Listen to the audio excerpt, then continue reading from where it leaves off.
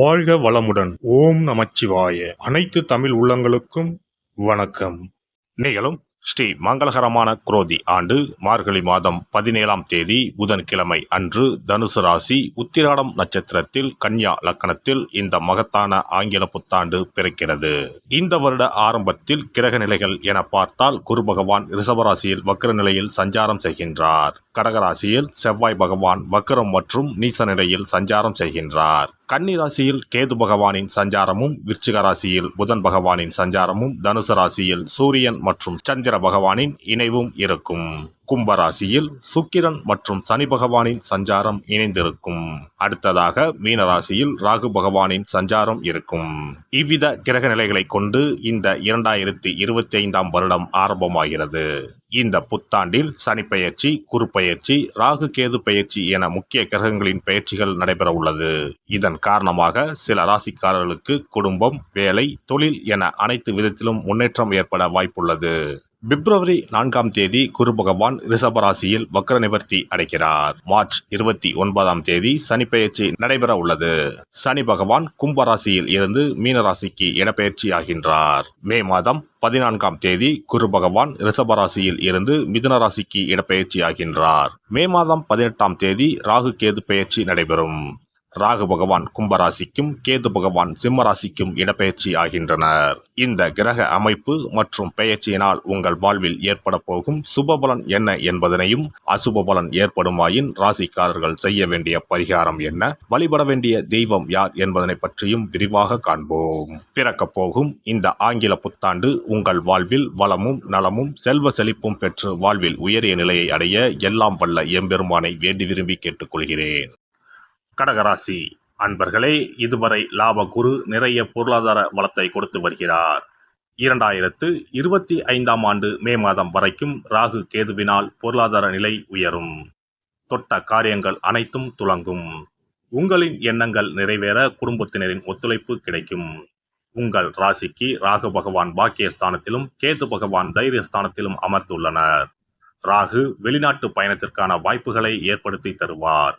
வெளிநாடு செல்லும் யோகம் கைகூடி வரப்போகிறது. மனதில் அன்பும் மகிழ்ச்சியும் அதிகரிக்கும்.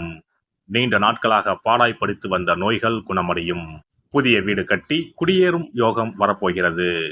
2025ஆம் ஆண்டு முதல் உங்களுக்கு அஷ்டம சனி விலகி பாக்கிய சனியாக மாறப்போகிறார். உங்களை பாடாய்படுத்தி வந்த நோய்கள் நீங்க போகிறது. அதே நேரத்தில் 8ஆம் வீட்டிற்கு ராகு இடப்பெயர்ச்சி அடைவதால் நீங்கள் கவனமாக இருக்க வேண்டும். விரய குரு நிறைய பண விரயத்தை தரப்போகிறார். குடும்ப கேதுவினால் வாக்கு கொடுத்து மாட்டிக்கொள்ளாதீர்கள். பண விஷயங்களில் கவனம் தேவை. நினைத்த பணிகளை சுலபமாக செய்து முடிப்பீர்கள்.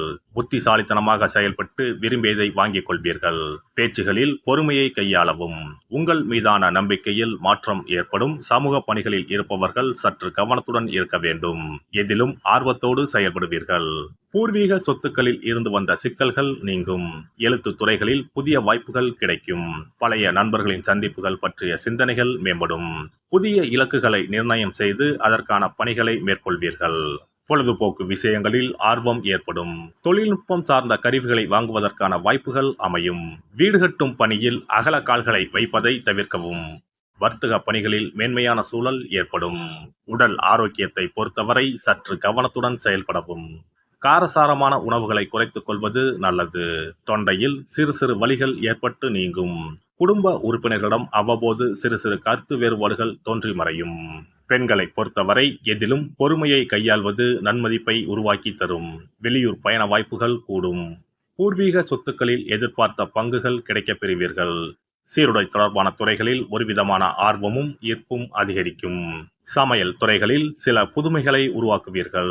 நுட்பமான விஷயங்களை புரிந்து கொள்வீர்கள். தாய் வழி உறவுகளிடம் அனுசரித்து செல்லவும். பணிபுரியும் இடத்தில் எதிர்பாராத சில மாற்றங்கள் ஏற்படும். மாணவர்களை பொறுத்தவரை கல்வி விஷயங்களில் சற்று கவனத்தோடு இருப்பது நல்லது. பழக்க வழக்கங்களில் மாற்றங்கள் ஏற்படும். புதிய நபர்களின் தன்மைகளை அறிந்து நட்பு கொள்வது சாலச் சிறந்தது. சூழ்நிலை அறிந்து பேச்சுக்களை வெளிப்படுத்துவது நல்லது. சஞ்சலமான சிந்தனைகளால் ஆரோக்கியத்தில் ஏற்ற இறக்கம் ஏற்படும். உயர்கல்வி நிமித்தமான குழப்பங்களால் ஒருவிதமான தடுமாற்றம் ஏற்படும். பணிபுரிவோருக்கு பணிகளில் தவறிய வாய்ப்புகள் மீண்டும் கிடைக்கும். கொடுக்கல் வாங்கல் விஷயங்களில் நிதானம் வேண்டும். உணர்ச்சி வசப்படாமல் பொறுமையுடன் செயல்படவும். ஆடம்பரமான செலவுகளை குறைத்துக் கொள்வது நெருக்கடிகளை தவிர்க்கும். பெண்கள் விஷயங்களில் கருத்துகள் மற்றும் தலையிடுவதை தவிர்க்கவும். வேலை ஆட்களால் சில மாற்றங்கள் ஏற்படும். கமிஷன் துறைகளில் எதிர்பார்த்த லாபம் கிடைக்கும். நிதி மேலாண்மை குறித்த ஆலோசனைகளை பெறுவது நல்லது. வியாபாரிகளை பொறுத்தவரை வியாபார பணிகளில் தடைப்பட்ட சில வாய்ப்புகள் மீண்டும் கிடைக்கும். கடன் பிரச்சனைகளுக்கு தீர்வுகள் கிடைக்கும். கட்டிட விற்பனைகளில் இருந்து வந்த இழுபறிகள் மறையும். கமிஷன் வியாபார வழிகளில் லாபங்கள் மேம்படும். இறைச்சி வியாபார பணிகளில் லாபங்கள் மேம்படும். விவசாய பணிகளில் ஏற்ற இறக்கமான சூழல் உண்டாகும். பாசன வசதிகளை அறிந்து அதற்கு ஏற்ப பயிர்களை தேர்வு செய்யவும். கலைஞர்களை பொறுத்தவரை வித்தியாசமான அணுகுமுறைகள் மூலம் நினைத்ததை செய்து முடிப்பீர்கள். இணைய தொடர்பான துறைகளில் திறமைகளை வெளிப்படுத்தி பாராட்டுகளை பெறுவீர்கள். நிதி மேலாண்மை துறைகளில் இருப்பவர்களுக்கு ஆதாயமான பலன்களும் லாபமும் கிடைக்கும். மூத்த கலைஞர்களின் அனுபவங்கள் சில புரிதலை உருவாக்கும். பத்திரம் தொடர்பான விஷயங்களில் சற்று கவனத்துடன் இருக்க வேண்டும். ஒப்பந்த வரவுகளில் ஏற்ற இறக்கமான சூழல்கள் உருவாகும். சிறப்பு தொகுப்பு 2025ஆம் ஆண்டு சிறப்பாக அமைய புத்தாண்டு அன்று இதை மட்டும் செய்தால் போதும். 2025ஆம் ஆண்டு புத்தாண்டை வரவேற்க அனைவரும் ஆவலாக காத்திருக்கிறோம். ஆனால் அதற்கு முன்பு 2024ஆம் ஆண்டிற்கு நன்றி சொல்லி விடை கொடுப்பதும் மிகவும் முக்கியமானதாகும். இந்த ஆண்டில் கிடைத்த நல்ல விஷயங்களுக்கு நன்றி சொல்வதுடன் கிடைக்காமல் போன விஷயங்களுக்கும் சேர்த்து நன்றி சொல்ல வேண்டும். இதனால் பிறக்கப் போகும் புதிய ஆண்டில் அவைகள் இன்னும் சிறப்பாக நமக்கு நடப்பதற்கு வழிவகுக்கும். 2025ஆம் ஆண்டிற்கான காலண்டர் வாங்குவதற்கு முன் அதில் வேறு எந்த நிறுவனத்தின் பெயரோ எதுவும் இல்லாததாக பார்த்து வாங்கி வீட்டில் வைக்க வேண்டும். குறிப்பாக மகாலட்சுமி, வராகி அம்மன் படத்துடன் இருக்கும் காலண்டரை வாங்கி வீட்டில் வைப்பது நல்லது. இது தவிர புத்தாண்டு நாளன்று எந்த மாதிரி விஷயங்களை செய்தால் வரப்போகும் ஆண்டு நமக்கு சிறப்பான ஆண்டாக அமையும் என்பதை நாம் தெரிந்து கொள்ளலாம். ஒவ்வொரு ஆண்டும் ஆங்கில புத்தாண்டோ அல்லது தமிழ் புத்தாண்டோ எதுவாக இருந்தாலும் சரி, பிறக்கப் போகும் புதிய ஆண்டு சிறப்பாக இருக்க வேண்டும். இந்த ஆண்டிலாவது நம்முடைய கஷ்டங்கள் தீர வேண்டும் அல்லது நினைத்த காரியம் கைகூட வேண்டும் என்று அனைவரும் நினைப்பதுண்டு. ஆண்டு முழுவதும் நல்லபடியாக அமைய புத்தாண்டு அன்று நாம் சில விஷயங்களை மேற்கொள்ள வேண்டியது ரொம்ப முக்கியம். இதனால் புதிய ஆண்டு உங்களுக்கு ஆரோக்கியம், சந்தோஷம், செல்வ வளம் நிறைந்த ஆண்டாக அமையும். புத்தாண்டு அன்று காலையில் எழுந்தவுடனேயே நாம் குளித்து விடுவோம். அப்படி நாம் குளிப்பதற்கு முன் குளிக்கின்ற நீரில் 3 முக்கியமான பொருட்களை சேர்ப்பது மிகவும் நல்லது. அந்த தண்ணீரில் முதலில் சிறிது கல்லுப்பை சேர்க்க வேண்டும். கல்லுப்பு நமக்கு இருக்கும் கண் திருஷ்டி, எதிர்மறை ஆற்றல்கள் ஆகியவற்றை அகற்றிவிடும். அடுத்ததாக சிறிது மஞ்சள் தூளை அதில் சேர்க்க வேண்டும். இதுவும் எதிர்மறை ஆற்றல்களை நீக்கி வாழ்வில் மங்களங்களை நிறைய செய்யும். மூன்றாவதாக சிறிது சுத்தமான பாலை சேர்க்க வேண்டும். அது பசும்பாலாக இருப்பது மிகவும் சிறப்பானது. இவை மூன்றுமே மகாலட்சுமியின் அம்சமானவை என்பதால் இவற்றை நீரில் கலந்து குளித்தால் அந்த ஆண்டு முழுவதும் நமக்கு மகாலட்சுமியின் கடாட்சம் கிடைக்கும். அடுத்ததாக புத்தாண்டு அன்று காலையில் வீட்டின் வாசலில் சிறிதளவு மஞ்சள் தடவி அதன் மீது அரிசி மாவில் கோலமிட வேண்டும். அதன் மீது ஒரு அகலில் மஞ்சள் நிற திரியிட்டு நெய் விட்டு தீபம் ஏற்ற வேண்டும். அதற்கு பிறகு வீட்டிற்குள் நல்லெண்ணெய் தீபம் ஏற்றி அன்னாசி பூ நறுமணம் கொண்ட ஊதுபத்தியை ஏற்றி வைத்து வழிபட வேண்டும். இந்த ஆண்டில் வராகி அம்மனை வழிபடுவது சிறப்பானது. இதனால் வெற்றிகளும் மகிழ்ச்சிகளும் கூடும். அதேபோல் புத்தாண்டு அன்று இரவு 9 மணிக்குள் சில முக்கியமான பொருட்களை வீட்டின் பூஜை அறையில் வாங்கி வைத்து வழிபடுவதால் வீட்டின் பொருளாதாரத்தை அதிகரிக்க செய்யும். ராகு காலம், யமகண்டம் இல்லாத நேரம் புதிதாக தேங்காய் ஒன்றை வாங்கி வீட்டின் பூஜை அறையில் வைத்து வழிபட வேண்டும். அதன் பிறகு அதை எடுத்து சமையலுக்கு பயன்படுத்திக் கொள்ளலாம். தேங்காய் மங்களத்தின் அடையாளமாக கருதப்படுகிறது. இந்த பொருளை வீட்டில் வாங்கி வைப்பது மிகவும் நல்லது. அதோடு மயிலிறகை தேவஸ்தான கடைகளில் போய் வாங்கி கொண்டு வந்து வீட்டில் வைக்கலாம். முருகப்பெருமானின் வாகனமாக இருக்கக்கூடிய மயிலின் இறகை வீட்டில் வைப்பதால் நேர்மறை ஆற்றல்கள் பெருகும்.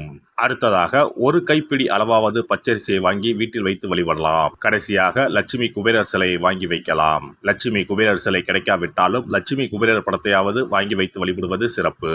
இதனால் ஆண்டு முழுவதும் வீட்டில் செல்வம் பெருகிக் கொண்டே இருக்கும். எல்லாம் வல்ல இறையருளால் நீங்களும் உங்கள் அன்பு குடும்பமும் உடல் நலம், நீலாயுள், நிறை செல்வம், உயர் புகழ், மெய்ஞானம் ஓங்கி வாழ்க வளமுடன். இந்த வீடியோ பதிவு உங்களுக்கு பிடித்திருந்தால் லைக் பண்ணுங்க, கமெண்ட் பண்ணுங்க, ஷேர் பண்ணுங்க. மறக்காம சப்ஸ்கிரைப் பண்ணுங்க. பக்கத்துல இருக்கிற பெல் பட்டனை கிளிக் பண்ணுங்க. நன்றி, வணக்கம். ஓம் நமச்சிவாய. சிவாய நம.